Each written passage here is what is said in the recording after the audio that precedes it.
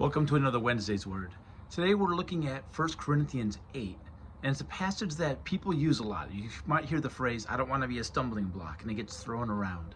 This is the passage where that phrase comes from. And here's the context.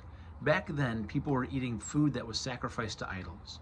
I've obviously never been to the ancient world, but my impression is that most of the butcher shops at the time were doubling as a place for sacrifice. Because there was so much animal sacrifice, people would sacrifice a bull or a goat or a sheep to whatever local deity there would be. And then that would be what was displayed and served at feasts and meals, or what you would buy for your home. And so you'd go to the Hagen or Safeway and you'd buy meat that had been sacrificed to Hermes or to Zeus and bring it home. And again, that's probably not exactly how it happened, but that's the sense of things.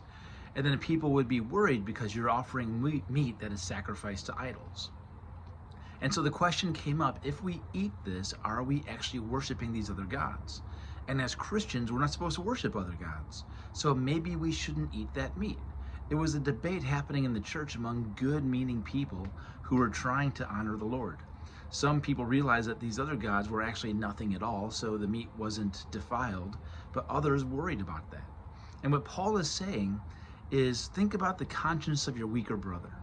And by weaker, he doesn't mean worse faith. He means that someone who's going to be tripped up on this. And that's where it comes. You don't want to be the one to trip them up over a trivial matter. If you have to be a vegetarian to keep your friend or your brothers and sisters in the Lord from thinking that you're worshiping a different God, then maybe be a vegetarian. In the context, that's what Paul's saying. He says you are allowed to eat this meat. It's nothing to the sacrifice. It's fine. God's not offended. But don't offend other people. And that principle applies. And so, for example, if you are okay drinking alcohol, but you know someone who thinks it's a sin, or more recently, what I've run into are people who are in recovery, it's no good to flout my freedom and say, hey, I'm allowed to drink, I'm fine, in front of them, and maybe cause them to stumble, maybe cause them to get off recovery. Or sometimes people will act in certain ways that are curious. And so the question is, as you come to decisions, ethical decisions, it's not just a strict black and white, what does the Bible say? There's another lens we have to take. We have the vertical relationship with God, but we have to look at the horizontal relationships with the people around us. How is this going to affect the faith of the people around me? And if my freedom of me doing something is going to cause them to stumble, then I may not do it. Now, this would never keep you from doing something that God commands you to do.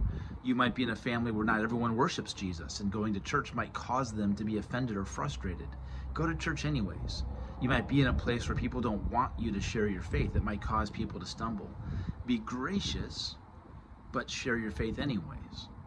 So there are things that we'll still do even if they're offensive, but things that are very much secondary measures are things that we can say, okay, I'm going to hold off on this. I'm going to keep this from causing you to stumble. And so this isn't something that I've been great at in the past, not something that the Reformed Church has been great at. We're very good at the vertical. We're very good at making things black and white. I think if we were in that situation, the Reformed Church would probably be very one-sided on this. In fact, that's how the Christian Reformed Church was seen in the town I grew up in. The Christian Reformed Church was different from the Reformed Church in America because they were very strict on the Sabbath, and their worship services were very strict. One church in my hometown voted that people shouldn't clap or weren't allowed to clap after special music or an organ's prelude or something like that. And became very narrow. They took many secondary matters about what you should be able to do on a Sunday or how you should compose yourself in worship service, and made those strict rules. And because of that, they were not compelling congregations. They weren't known for their love of Jesus. They were known for their love and adherence for the rules. I had friends who would be able to take walks around a baseball field on Sunday, but couldn't play baseball. They could float in a pool, but they couldn't swim in the pool. They made so many odd distinctions that sometimes it made our faith look silly. And so don't turn secondary matters into ultimate deals. And also, when you get tempted to do so, look at the people around you, because their faith matters. All right, that's all I got for you this week. God bless.